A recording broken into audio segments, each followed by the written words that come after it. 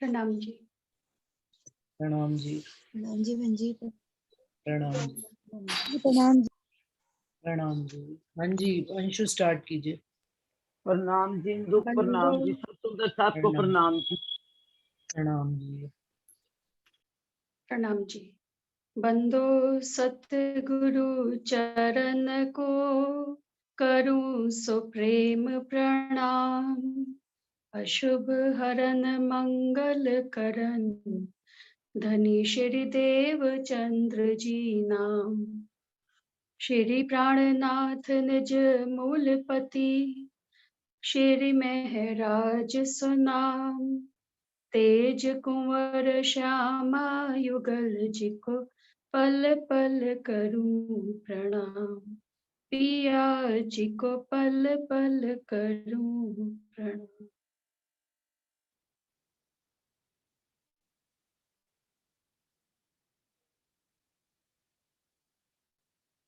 कल सदगुरु देवचंद जी की पाती में पढ़ा था अपन ने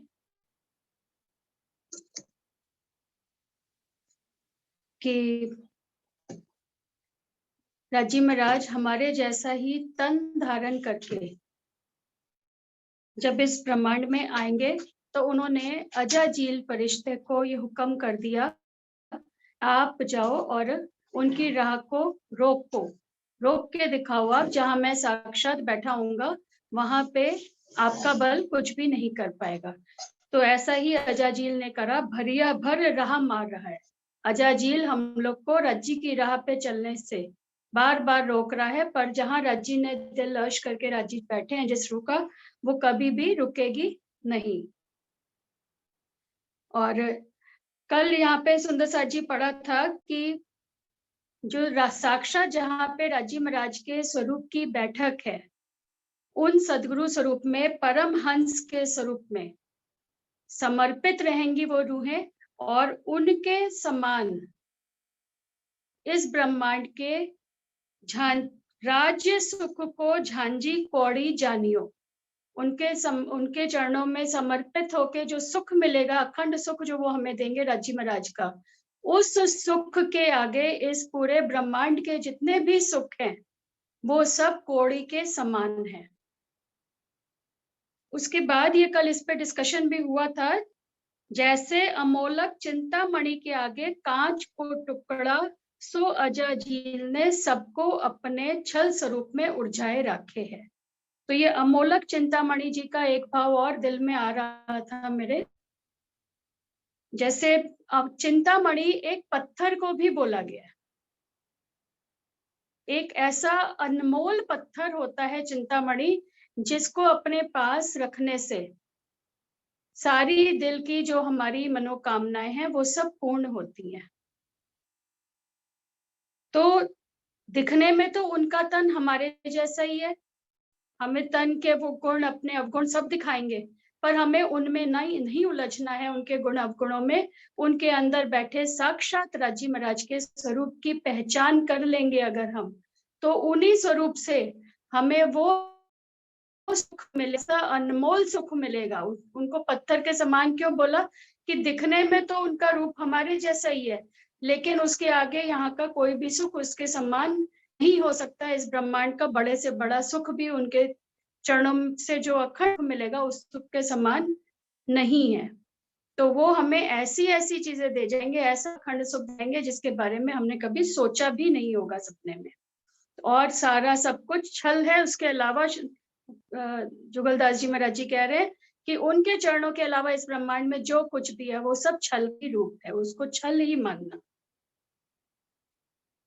उसके आगे और भी पढ़ा था कि उन सब में जो सुंदर साथ दज्जाल का उनकी निंदा करेगा, उसको कैसे सजा मिलेगी कि वो 3 साल से 10 साल उसको अपनी गलती का राज्य के हुक्म से पहचान हो जाएगी, और जब वो दोजख की अग्नि में जलेगा तो राज्य महाराज तो मेहरबान है, वो उसको भी अखंड मुक्ति देंगे। यहाँ तक कल हो चुकी थी बात।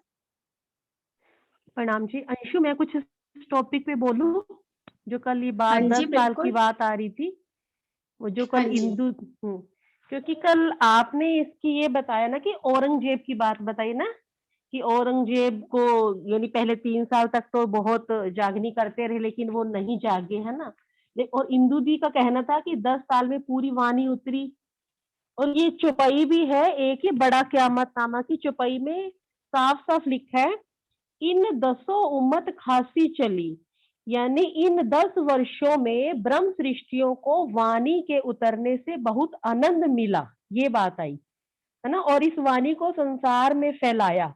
इस समय अजाजिल फरिश्ता पश्चाताप कर वाणी को ग्रहण करेगा। और अजाजिल के लिए बात आ रही है, क्योंकि ऊपर भी आ रही है ना अजाजिल के लिए सारी बात, ये अजाजिल के लिए आ रही सारी बात, यानी हुआ। नहीं ठीक है, बात वही, आप भी वही बात कह रहे हो, हम भी वही बात कह रहे हैं। जजिल फरिश्ता बैठ रहा, मार कहाँ रहा है? नहीं वो बात ठीक है, कल दीदी कह रही थी ना कि कोई आगे अपन पढ़ेंगे क़यामतनामा में कहीं पर कि कोई चौपाई से कोई प्रूफ हो, तो मैं वो कह रही हूँ हाँ बात, ये कहना चाह हाँ, रही हूँ। तो जय विष्णु को देसी तारतम, वो तो लास्ट के तारतम दिन की बात है, पर लास्ट हमारे में, हाँ अंदर जो अजय फरिश्ता जो रुकावट दज्जाल बन के बैठा है, वो जो है वो रोएगा। हाँ। मुझे तो ऐसे समझ आई। इंदु दीदी आप क्लियर करिए बात। प्रणाम जी सुंदर जी। जो 10 साल में वहां उतरने का तो है ही सही ये, लेकिन साथ में अजाजिल वाली बात भी सही है कि जो एक तो देखिए अजाजिल कई तरीके मारता है।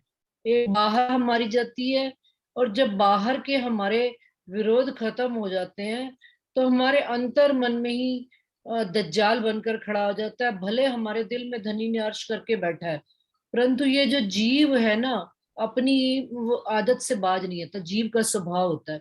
तो ये दज्जाल जीव के अंदर बैठा हुआ मन रूपी दज्जाल यहाँ पर भी कहीं ना कहीं हरकत कर जाती। भी प्राणनाथ जी की ये परम धाम के जो खिलवत परिक्रमा सागर सिंगार, इस वाणी को पढ़ने से, मथन करने से और अपने जीव में धनी की शोभा और श्रृंगार बसाने से ये दज्जाल, अंदर बैठा हुआ दज्जाल भी शांत हो जाता है। और बाहरी रूप से जो औरंगजेब के लिए बात आई है, बिल्कुल ठीक है। औरंगजेब ने कहाँ पहचान करी उनकी, वो भी अजाजिल का ही स्वरूप है। ये बाहरी हमारे विरोध में प्राणनाथ जी की बात आ रही है कि प्राणनाथ जी की राह में जितने भी बाहरी अवरोध थे, वो सारे जितना उन्होंने कर सकते थे वो उन्होंने विरोध किया, अजाजिल ने राह मारी। परंतु बाद में जब पन्ना जी में वो बैठ गए 10 साल, फिर उन्होंने बाहर वालों से संपर्क खत्म करके बस अपनी जो परमधाम की वाणी चितवन चर्चा उसमें ही मगन हो गए, तो अपने आप सब शांत होते चले गए, अंदर वाले भी और बाहर वाले। मुझे तो यही बात समझ में आई है। हाँ जी, कोई और सुंदर सा जी कोई बात इस पर कहना चाहेगा? वर्षा ने खोला। हाँ जी वर्षा। करिए, क्या हो गया इसमें, करिए। वर्षा आप कुछ कहेंगे? हाँ दीदी, हाँ 1 मिनट, पता नहीं ओपन नहीं हो रही है वीडियो। अच्छा कोई बात नहीं। हाँ अब कोई होगी। बात नहीं, ऐसे ही बोल लीजिए आप अपनी बात वर्षा हाँ जी। प्रणाम, प्रणाम जी दीदी। मेरे तो मन में ना मतलब एक भाव आ रहा था, जैसे भाई चिंतामणि के आगे कांच का टुकड़ा बोला, वैसे तो दीदी ने, अंशु दीदी ने बिल्कुल सही बोला है, पर एक भाव और आ रहा था कि जैसे श्री जी का जो ज्ञान है मतलब वो चिंतामणि है मेरे विचार से, और उसके आगे जो 14 लोक का ज्ञान था वो कांच के टुकड़े के समान मतलब बिखर गया। एक भाव बिल्कुल मतलब ये उसी भी आ रहा उस था बात को ऐसे। आपने बिल्कुल खुलासा करके बता दिया है कि क्या? प्राणनाथ जी के, इसी बात को आपने पूरा खुलासा करके बता दिया है। बहुत अच्छा हाँ हाँ, बता दिया, बहुत अच्छा। वैसे मेरे मन में ये भाव आया दीदी की बात सुन के कि मतलब प्राणनाथ जी के ज्ञान के आगे ये 14 लोक का ज्ञान कांच के टुकड़े की तरह मतलब बिखर गया। बिल्कुल। प्रणाम जी दीदी। प्रणाम जी। हाँ जी, और कोई सुंदर साथ जी? मनीषा जी हैं, मीना राठौड़ है, नीलम दीदी हैं। नीरू आई है कि नहीं आई आज? आशा आंटी दिख रही है मुझे सामने। आशा आंटी आप भी कुछ सुना दिया करो। हाँ प्रणाम जी। प्रणाम प्रणाम जी। जी आंटी। प्रणाम जी। हाँ क्या सुनोगे, हमें कुछ आता हो तो हम सुनाएंगे ना। राज शर्मा जी। हम सुनने वाले में है, हम लोग सुनने वालों में है, सुनना अच्छा आप तो, लगता है दिल खुश हो। आप तब से सुन रहे हो जब मैं इतनी सी आपको देख रही हूँ सुनते हुए लगातार 6-6 तो मैं घंटे वही पिताजी से वही बैठ हूँ, के। मैं आगे अब नहीं तो बढ़ी कोई ना, और आगे हो बढ़ गया गए आप। हो। हम तो वही कहीं है, ऐसे नहीं होता। ऐसा ही है। बड़ा अच्छा बोल रहे हो आपको। आपने यहाँ पर बैठे बैठे ही हमको मूल मिलावा कर दिया। हम उस मूल मिलावे में शामिल हैं, हमको इतना विश्वास है। आप अगर शामिल नहीं होगे तो कौन होएगा? बिल्कुल सही नहीं बात नहीं, हम है। शामिल हैं, ये तो हमारा तो पूरा विश्वास है। इतना तो हमको दृढ़ हाँ विश्वास है। हमारा ईमान पक्का है, बाकी राज्य की बिल्कुल। मर्जी। जहाँ हाँ ले जी। जाएंगे वहां आप हम चलेंगे, आपके हमको कोई ईमान दिक्कत पे नहीं। आंटी हमारा जैसे ईमान रस्ते के खड़ा है। आपके ईमान पे ही तो हमारा हाँ, ईमान खड़ा है। ऐसे मोमिनों को देखकर ही तो हम नहीं खड़े नहीं, रहते हैं। राज्य का सबके पास है। राज्य का सबके पास है। बहुत अच्छा लगता है हमको तो। अब सारा दिन इसी की चितवनी होती रहती है हमारे पास। दर्शन भी हो जाते हैं सुंदर साथ के। हाँ जी, आपके सही भी बात। दर्शन हो जाते हैं, हमें भी सुख मिल जाता है ना। मोमिन छुपे होते, ये तो बहुत सुख छुपे मिलता मोमिन है। है, छिपे हाँ। मोमिन है जो दर्शन दे जाते नहीं हैं, हमें नहीं, सुख मिल जाते हैं। चलिए, चलो अंशु आगे चलो। हाँ जी, आगे मौला तो पेज नंबर 13 से शुरू कर रही हूँ, बीच से ही है चौपाई। आगे मौला तो बड़ा मेहरबान है, आग में जलाए पीछे इनको भी अखंड मुक्ति देगा। कि जो दज्जाल का भी रूप करेंगे, जो उनकी निंदा भी करेंगे, राज्य में राज तो मेहरबान है, उनको भी अखंड मुक्ति वो देंगे। और हे मेहरबान जी, अब वह समय बहुत नजदीक पहुंचा, ताते तुम पर अति कृपा करके, अपनायत करके, लाड प्यार करके, तरफ तुम्हारे सैन इशारत करी है। श्री युगलदास जी क्या कह रहे हैं कि अब वह समय बहुत नजदीक आ चुका है, इसलिए आप पे, हम पे मतलब श्री युगलदास जी महाराज जी कह रहे हैं, हम पे उन्होंने बहुत अपनापन समझकर, बहुत लाड प्यार करके हमको उन्होंने ये इशारे में बात समझा दी है कि हमें इस ब्रह्मांड में कैसी चाल चलनी है। उस माफक ज्योंकर समुद्र से एक लहर, तामे सर्व बातों का मतलब यह है। जैसे समुद्र की एक लहर भी हमको अगर छू जाती है तो हमें पता चल जाता है कि समुद्र का जल कितना ठंडा है, या कितना उसको हम देखें तो कितना खारा है, कैसा उसका रंग है। समुद्र के पूरे कैसी चाल से समुद्र चल रहा है, तेज लहर से, हमें वो भी आभास हो जाता है। तो पूरे समुद्र का आभास हमें एक लहर से वो करवा जाती है लहर। ऐसे ही वो कह रहे हैं कि हमको भी उन्होंने इस एक उदाहरण से कि कैसे हमें धनी पे समर्पित होना है, और जो समर्पित नहीं हो रहे हैं, जो पहचान नहीं करके उनकी निंदा कर रहे हैं, उनके संग कैसा हाल हो रहा है, वो कह रहे हैं एक ही उदाहरण से मैंने आपको सारी बात बता दी है, इशारा समझ लो अब।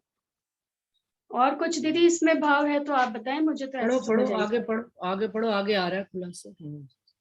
यह समस्या सर्व वेद शास्त्र को जीव है, और अमृत अमृत बेला घड़ी है, सर्व सिद्धि जोग है। सो ऐसे समय में तुम राज सुख, देह सुख, धन सुख, स्त्री सुख, पुत्र कलित्र, कुटुंब परिवार सुख, लोक बड़ाई के सुख में मत अटको। ये तो झूठे खिन मात्र के हैं। आप बताएं दीदी इसका। ये समस्या सर्व वेद शास्त्र को जीव है, और अमृत बेला घड़ी है। सुंदर सा जी, यहाँ पर जो ऊपर आया ना, उस माफक जोकर समुद्र से एक लहर तामे सर्व बातों का मतलब यह है कि संसार में जो ज्ञान आया है, और जो ऊपर ये वेद सर्व वेद शास्त्र, जितने भी संसार में 4 वेद, 6 शास्त्र, 18 पुराण, इनमें जितना भी ज्ञान आया है वो उन्होंने एक सागर की तरह संसार में कह दिया। और उसमें जो एक अंदर लहर है, वो लहर क्या है कि वो कहते हैं जितने भी वेद कतेबाएं, कोई भी हमको मुक्ति का ज्ञान नहीं दे पाया। सब ने हमको ये तो बताया जीवन में आया हमें क्या कर्म करना चाहिए, आवागमन में भी हम, यहाँ तक कि जो इस वेदों की उत्पत्ति करने वाले भी थे ब्रह्मा जी, वो भी नेति नेति करके वापस आगे लौटकर इशारों में जो अक्षर ब्रह्म की पंच वासनाओं के द्वारा कोई बात कही भी गई है, कहलवाई गई है कि भाई जीव की मुक्ति का मार्ग 28वें कलयुग में है, तो वो वक्त वो कहते हैं वो जो ये सब बातों का मतलब क्या, समस्या सर्व वेद शास्त्र, सभी शास्त्रों में जो एक लहर, जो असल बात, असल लहर है, क्या असल बात, कि जीव की मुक्ति का मार्ग जो सब वेद कतेब ने बताया तो है, इशारों में बात बताई है कि 28वें कलयुग में वो होगा। आज तक कोई भी दे नहीं पाया जीव को मुक्ति, तो वो 28वें कलयुग में वो आप पूर्ण पारब्रह्म अक्षरातीत आएंगे, जीव की मुक्ति का मार्ग। आज दिन तक, क्योंकि उन्होंने ऊपर अभी चल रहे थे ना कि वह समय बहुत नजदीक आए पहुंचा कि तुमको अखंड मुक्ति देगा आग में जलाए के। आज दिन तक कोई भी, कितने भी देवी देवता, तीर्थंकर, अवतार, ऋषि मुनि हुए, कोई किसी को मुक्ति नहीं दे पाया। तो उन्होंने कहा सर्व सर्व वेद शास्त्रों का समस्या जीव है, कि जीव जो आता है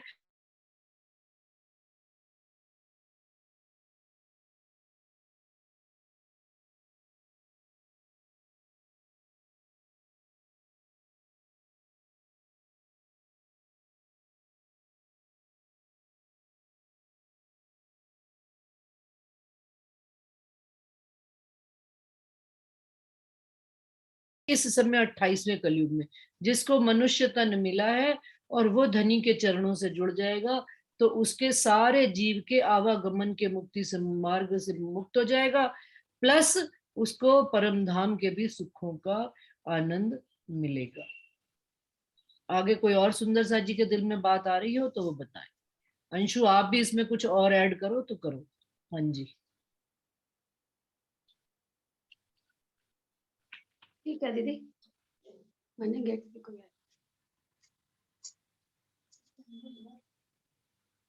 अब यहाँ से पढ़ो, सो ऐसे समय में। हाँ आगे कंटिन्यू कर लो, कोई सुंदर सा तो और कुछ बोलेंगे।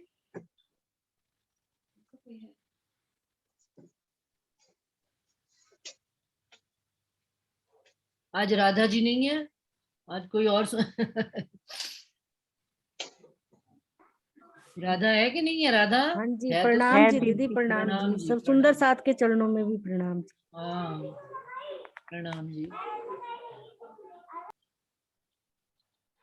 चलिए अंशु, राधा ने प्रणाम कर लिया। चलिए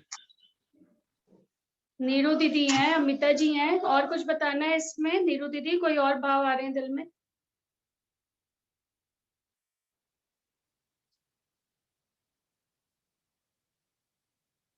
चलिए आगे बढ़ते हैं। ऐसे समय में, अब वो कह रहे हैं कि ऐसे वक्त में जब स्वयं राजी महाराज हमें अपने अखंड सुख देने के लिए इस ब्रह्मांड में आए बैठे, तो ऐसे समय में अपने हमें देह के सुखों के लिए, स्त्री सुख के लिए, पुत्र के सुख के लिए इन सब मोह को त्याग कर और धनी के चरणों को ग्रहण करना है।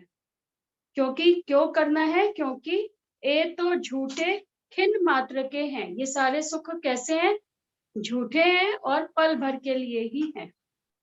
तुम इन हुक्म और शक्ति और धन और गरीबी निचाई लेके सतगुरु को ढूंढो, और ढूंढ के पूर्ण निश्चय करके उनके चरण कमल सो अपनो जीव आत्म बांध्यो, और उन चरण कमल पे अपना तन मन धन कुर्बान करो और प्रीत साची अखंड करियो। अब हमें क्या करना है? ये सब जो माया के सुख है, जो हमें सुख लग रहे हैं, वो असल में सुख नहीं है। वो सब छल मात्र के, पल मात्र के लिए ही दिखते हैं, पर वो सब झूठ का ही स्वरूप है। इसलिए हमें उनमें ना पड़कर हमें क्या ढूंढना है? हमें खोज बड़ी संसार रे साधो, खोज बड़ी संसार, खोजत खोजत सतगुरु पाइए, सतगुरु संग करता। हमें सतगुरु महाराज की खोज करनी है, जो हमें इन अखंड सुखों को दे पाए, और राज्य का हुक्म लेके, पूर्ण उनका बल लेके, और धन और गरीबी निचाई लेकर नम्रता भाव से सतगुरु के चरणों में समर्पित होना है।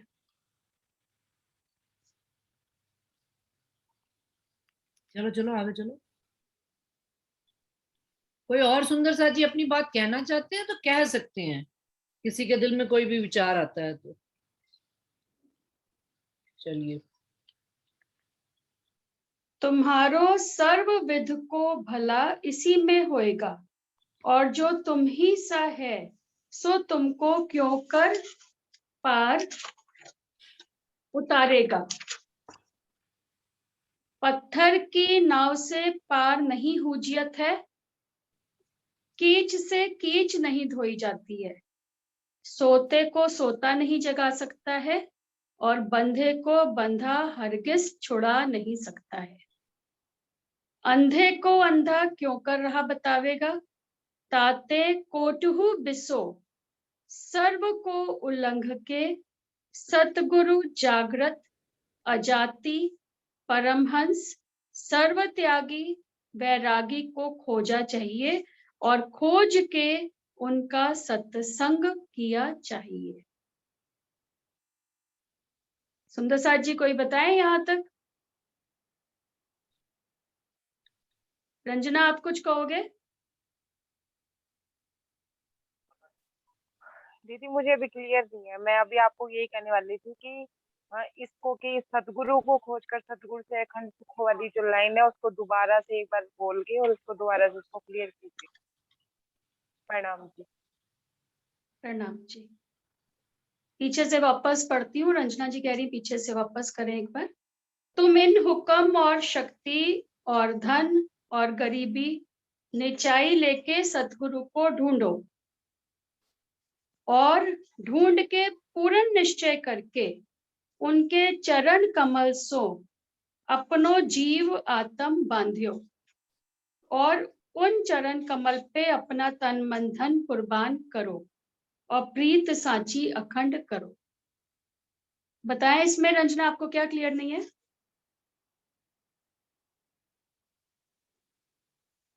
क्लियर है दीदी। इसमें सिर्फ एक बात को थोड़ा सा पुष्टि कीजिए कि जीव और आत्म को कैसे बांध। नीरू ने ओपन किया। नीरू हाँ जी आओ। प्रणाम जी सब सुंदर साथ जी को। प्रणाम जी। क्या बोल रही थी ये, क्या नाम है इसका, ये क्या जीव और आत्म, क्या जीव और आत्म को सतगुरु से कैसे बांधना है? सतगुरु से कैसे बांधते हैं? पहले तो देखो, पहले उन्होंने यही बताया कि सबसे पहले तो जो संसार के सुख हैं जितने भी, जिनके पीछे हम दिन रात दौड़ते रहते हैं, इनको सुख समझकर, और उन्होंने बता दिया कि ये सुख पल मात्र के लिए हैं। पल मात्र को संतुष्टि देते हैं पर संतुष्टि भी नहीं होती, फिर हम दूसरे सुख के पीछे दौड़ना शुरू हो जाते हैं। तो मृगजल की भांति है ये सुख, कि जो कभी भी हमारी प्यास को बुझा नहीं सकते। क्यों? क्योंकि जीव का जो असल उद्देश्य है इस जीवन का, जो ये मनुष्य तन मिला है, ये किस लिए मिला है? संसार के दूसरे धर्मों से भी, हम किसी भी धर्म से आए हो तो उसमें सब में एक ही बात है कि मनुष्य जन्म हमको क्यों मिला है? भव सागर को पार करने के लिए। और इस भव सागर को पार करने के लिए, जैसे भव सागर ही, हमें नदी ही पार करनी है, भव सागर ही पार करना है, तो हमें एक नाव चाहिए होती है जिसके ऊपर बैठ के हम इसको तर के पार कर जाएं। तो वो यहाँ पे जो नाव का काम है, केवट जिसको कहा है, वो सतगुरु का काम है। सतगुरु ही होते हैं जो हमें अपने पूर्ण ज्ञान से, हमें हमारी अपनी और अपने धाम की, हमारे लक्ष्य की पूर्ण पहचान कराते हैं। एक सामर्थ्य सतगुरु को, अब इसमें बता दिया कि एक सामर्थ्य सतगुरु की खोज करनी चाहिए, क्योंकि दुनिया में सतगुरु तो सारे ही कहला रहे हैं, लेकिन फिर वो सामर्थ्य सतगुरु कौन है कि जो हमको यहाँ से पार करा दे, जिसमें इतनी शक्ति हो, इतना बल हो, जो स्वयं पार हुआ है, वही तो हमें पार करा सकेगा। तो ऐसे सतगुरु को ढूंढना फिर हमारा अब लक्ष्य हो जाता है। इसके बाद फिर ये है कि जब ऐसे सतगुरु हमें मिल जाएं, तो उनके चरणों से हमें अपने जीव का संबंध और आत्म का संबंध बांध लेना चाहिए, क्योंकि जो सतगुरु होते हैं वही बताते हैं। सतगुरु धोबी होते हैं, सतगुरु हमारे गुण अवगुण सब निकाल के हमें हमारी आत्म की पहचान कराते हैं। तो ऐसे, इसीलिए ऐसे सतगुरु से हमें अपने, और कहीं तक हम इतने काबिल भी कहाँ हो पाते हैं कि हम सतगुरु को ढूंढ पाए। बहुत हद तक होता तो ये है कि काबिल सतगुरु ही आकर हमें इस डूबते मोहजल में बाह पकड़कर हमें बाहर निकालते हैं, जिस प्रकार से उन्होंने कहा है कि गंदगी को गंदगी से साफ नहीं किया जा सकता, उसके लिए साफ निर्मल जल चाहिए। उसी तरह से सतगुरु जो होते हैं वो साफ निर्मल जल के समान है, जो हमारे ऊपर की लगी हुई, जैसे माँ एक बच्चे को रगड़ रगड़ के नहलाती है ना, हाथ पाँव की मिट्टियां उतारती है कि मिट्टी में खेल के आया है, तो इसी प्रकार से सतगुरु भी हमारे ऊपर जो चढ़ी हुई इस माया की मैल है, जो आंखों के ऊपर पर्दा है, उसको रगड़ रगड़ के साफ करते हैं। कैसे साफ करते हैं? वो अपनी वाणी से, अपने इलम से। जब धीरे धीरे वो परतें हटनी शुरू हो जाती हैं, तब हमें सतगुरु की पहचान होती है। और आगे चल के सतगुरु से जब हमारी निस्बत भी जुड़ जाती है और हम आत्म से इतना निर्मल भाव होकर जब सर्वस्व समर्पण करते हैं, तब फिर वो आगे की मंजिल हमें मिलती है कि हमें आत्म की पहचान और सतगुरु के अंदर विराजमान युगल स्वरूप की पहचान, उस सीढ़ी तक हम पहुंचते हैं। और फिर वो हमारा हाथ पकड़कर हमें एक दिन मूल मिलावे में हमें हमारी जगह पर खड़ा कर देते हैं। तो ये है कि पूरा ये जितना भी अभी पढ़ा है उसका पूरा सार मुझे तो यही समझ में आया है। बाकी आप बताएं बिंदु दीदी। देखिए, इसमें जो एक बात और भी है कि जो अभी ऊपर पढ़ रहे थे, जीव सर्व समस्या जीव है, सर्व वेद शास्त्र का समस्या जीव है। जीव जो जन्मों जन्मांतरों से भटक रहा है मुक्ति पाने के लिए, तो जीव की मुक्ति का मार्ग सतगुरु के चरणों में आकर ही हो सकता है। जिस प्रकार से एक अंधा व्यक्ति कहीं पर भी टकराता नहीं है, और जबकि आंख वाले गिर जाते हैं, आंख वाले आए दिन गिरे पड़े होते हैं। क्यों? क्योंकि जी उनको पता है, उनके पास आंखें होने के बावजूद वो गिर जाते हैं, और अंधा व्यक्ति नहीं गिरता। कारण क्यों? क्योंकि आंख अंधे होने का व्यक्ति भी के अभिमान पास, है ना। हाँ, उसके पास आंख होने का भी अभिमान, लेकिन अंधा व्यक्ति छड़ी लेकर चलता है। वो छड़ी क्या है? सतगुरु महाराज हैं।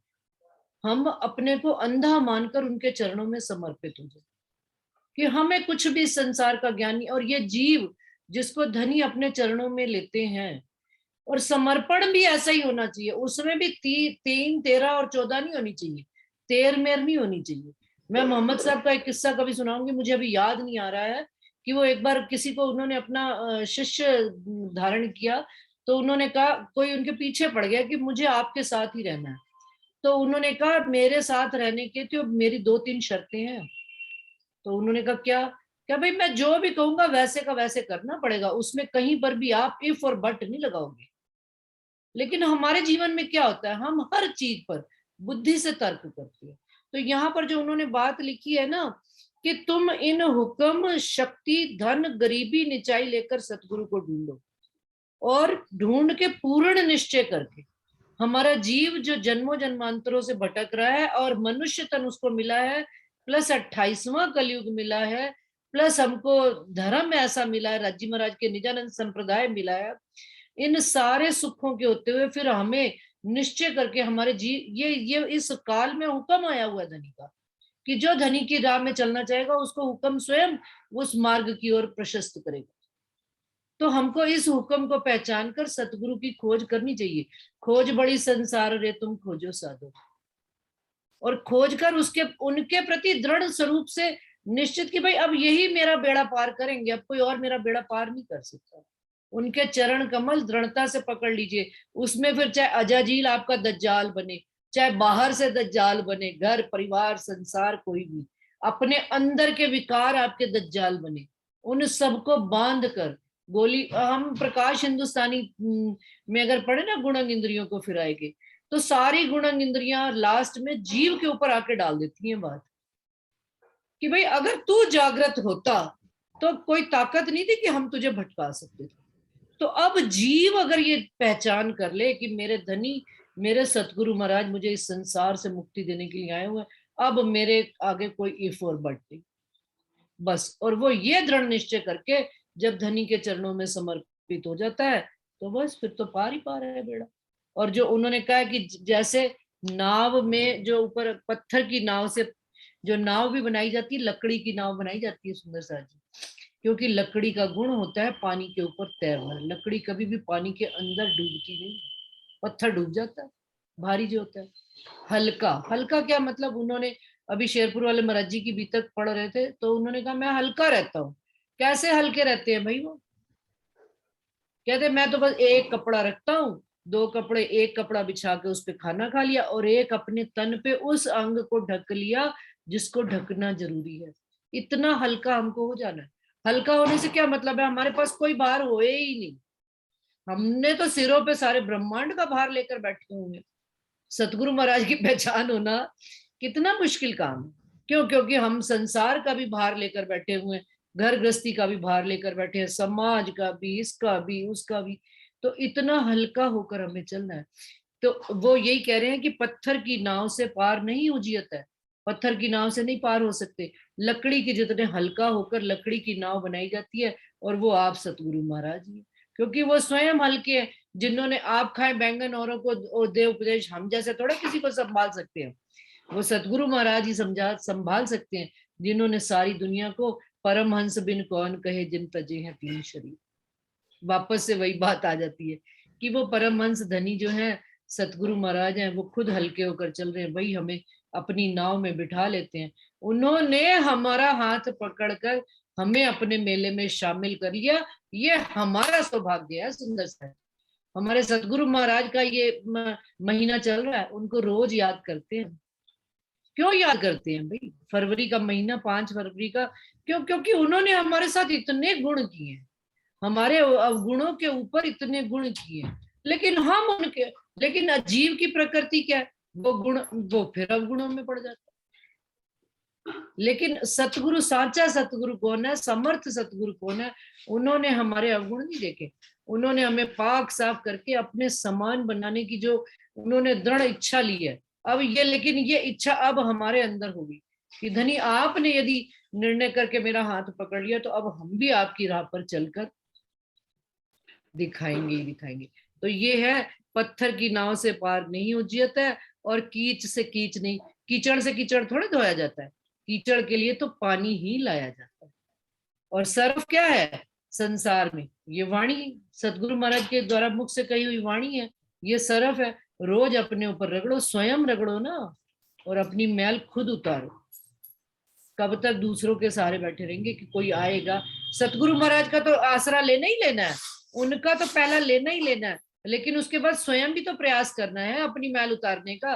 वो मदद कर रहे हैं, तो हमें भी तो अपने ऊपर आप खुद को मेहनत करनी पड़ेगी। उनका हुक्म और शक्ति पूरी हमारे साथ है। सुंदर सा इस समय पूरी पूरी शक्ति और हुक्म उनका हमारे साथ चल रहा है, लेकिन हमको भी उनके प्रयास में अपने प्रयास जब हम जोड़ देते हैं, तो देखिए रेस क्या हो जाती है, अपनी दौड़ जो क्या हो जाती है, तेज हो जाती है। जागे नहीं जीव तो पिलाइए वाणी। सो संग कैसे छोड़िए जो साचे हैं सतगुरु, उनका संग कैसे छोड़ सकते हैं? जिन्होंने, जो सच्चे सतगुरु हमें मिले हैं, जिन्होंने हमारा हाथ थामा, हमारे जीव की तो मुक्ति सुंदर सा जी करी है। उन्होंने तो हमें परम धाम का भी हमारे अंदर अंकुर जागृत करके हमें परम धाम का वासी, परम धाम के बीच में मूल मिलावे में बैठा दिया है। इससे बड़ी बात वो क्या कर सकते हैं? जिनको नहीं मिले उनके लिए वो कह रहे हैं, जुगलदास जी नहीं कह रहे हैं ये बात, जुगलदास जी ने तो ये पाती ढूंढी है। ये बात कही किसने है? सतगुरु देवचंद्र जी ने इंद्रावती जी को 22 दिन में बातें कही है। क्यों? क्योंकि इंद्रावती जी ने सांचे सतगुरु देवचंद्र जी में पाए और अनुभव किया, और उस राह पर उन्होंने चलकर दिखाया। तो वही बात वो अब हमारे लिए संदेश दे रहे हैं। चलिए अंशु आगे बढ़िए। एक चुपाई बोलूं दीदी? हाँ, एक चुपाई। प्रणाम जी, सबसे सुंदर। प्रणाम जी, प्रणाम। दया भी 3 पर होई सी, असल अंकुर, अव्वल मद और आखिर, सन्मुख सदा हजूर। बता दीजिए अर्थ भी। दया उन पर होगी जो सदा राजी की अंकुर में है, या फिर वो परम धाम का अंकुर है, उसी पर सबसे ज्यादा सदगुरु की मेहर होगी। और आखिरी तक और अव्वल तक, शुरू से आखिरी तक वो तो सदा हमारे सर पे ही खड़े हैं, और हमेशा सन्मुख, अपने सदा सन्मुख रखते ही हैं। यही है, बाकी आप बता दीजिए।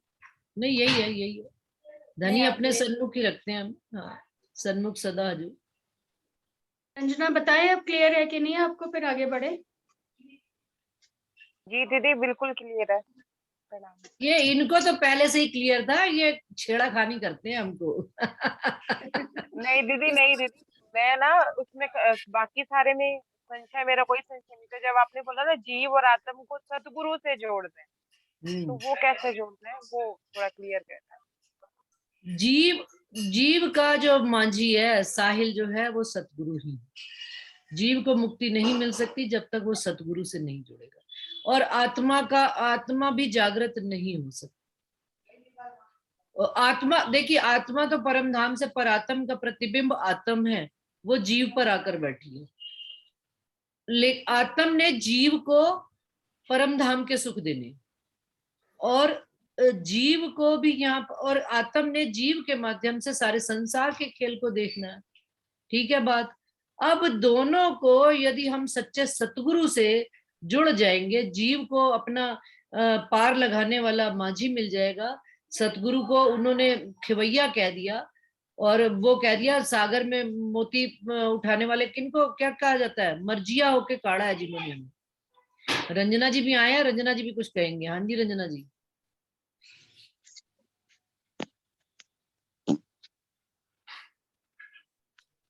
हाँ जी।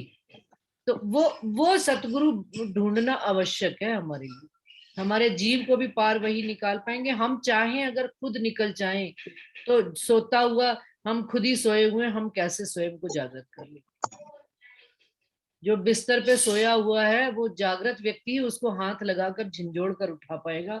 हम सोए हुए कैसे स्वयं को जगा पाएंगे। सुंदर साथ जी, ये प्रश्न है, ये इसमें आगे भी लिखा हुआ है, सोते को सोता नहीं जगा सकता।